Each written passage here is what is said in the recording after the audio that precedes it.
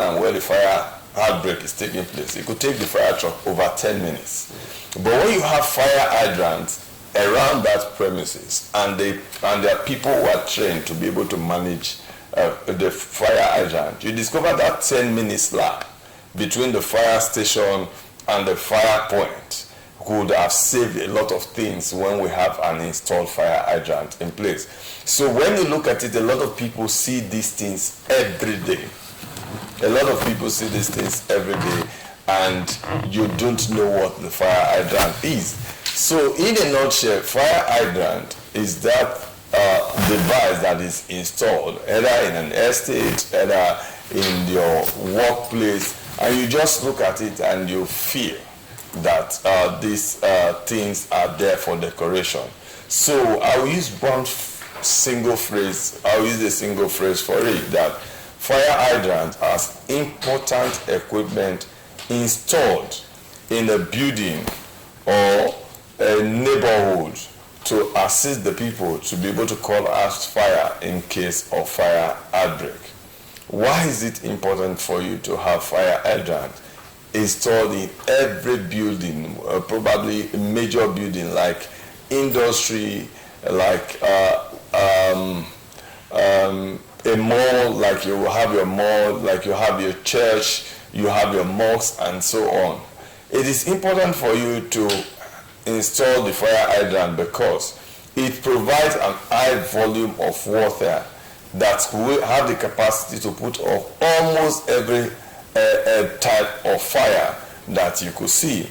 It saves and reduces the volume of equipment that will be destroyed within a given time. Let's say, for example, a fire got a mall, and if you have a fire hydrant, the quantity of goods that will be destroyed will reduce drastically. So you discover that by having a good fire hydrant, you've been able to save losses when there is a fire outbreak. It saves time. The fire hydrant saves time. What do we say? Time.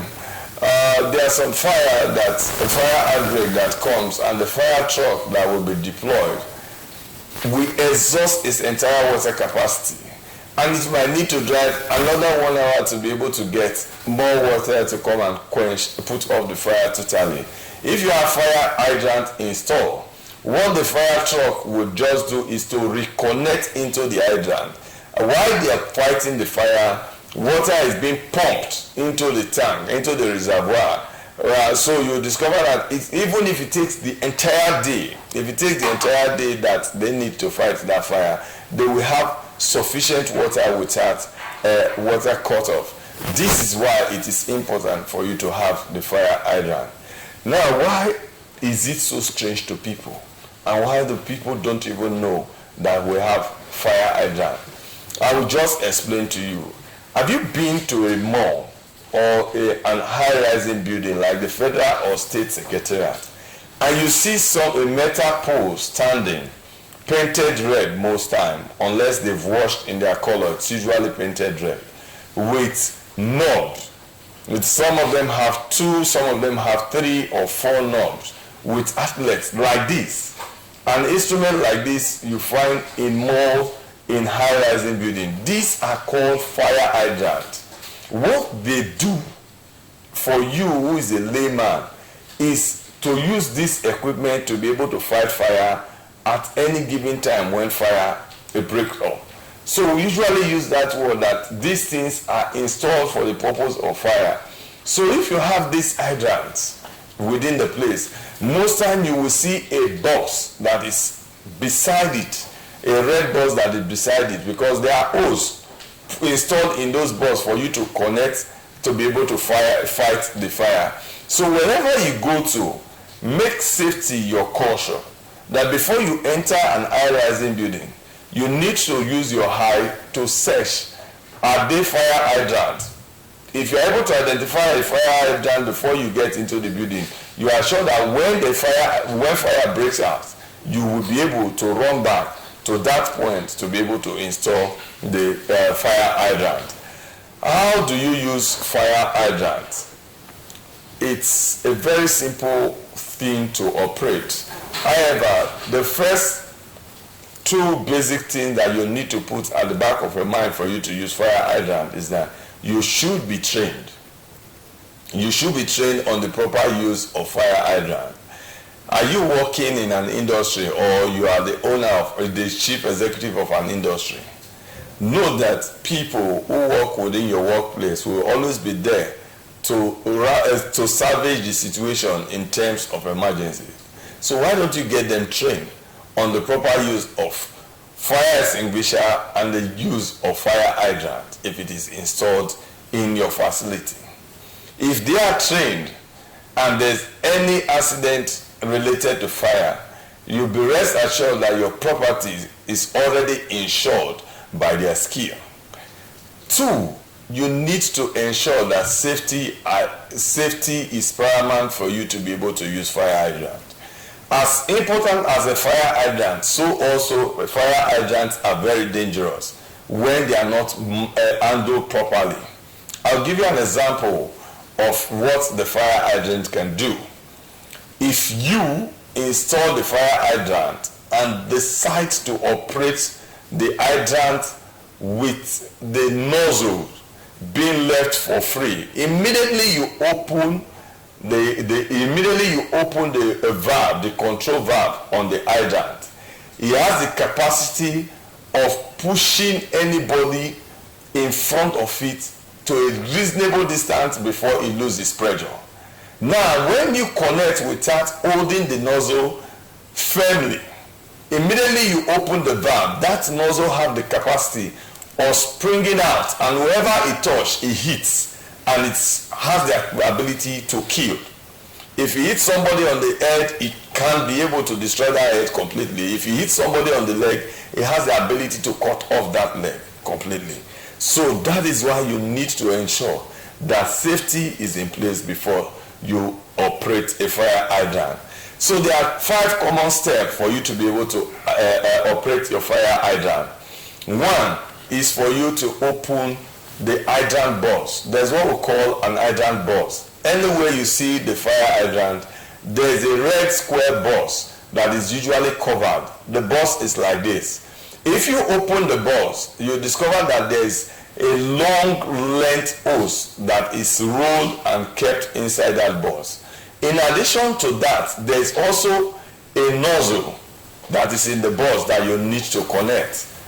2, you need to connect this hose, the nozzle in the mouth of that you will see. You need to connect it to the mouth of the hose.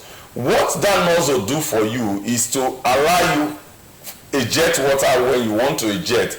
It allows you to increase the water. It allows you to control the direction of the water when it comes out. So you need to fix in the nozzle to the hose. 3, you need to connect that hose to the fire hydrant itself. Remember I said the fire hydrant is a metal standing valve that is standing on its own. So you need to connect the hose to that hydrant.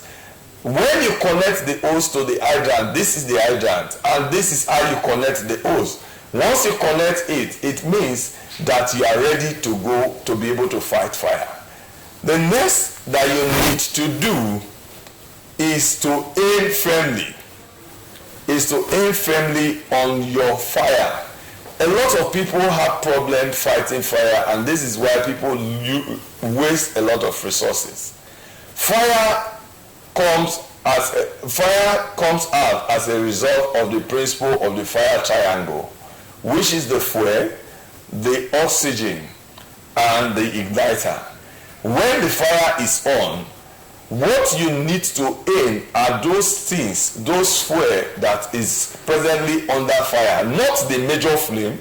If the table, for example, is on fire, what you should aim is the table, is the base of the fire with the table. Where the fire come in contact with the table, immediately you aim at that point, you are able to disconnect the triangle of fire.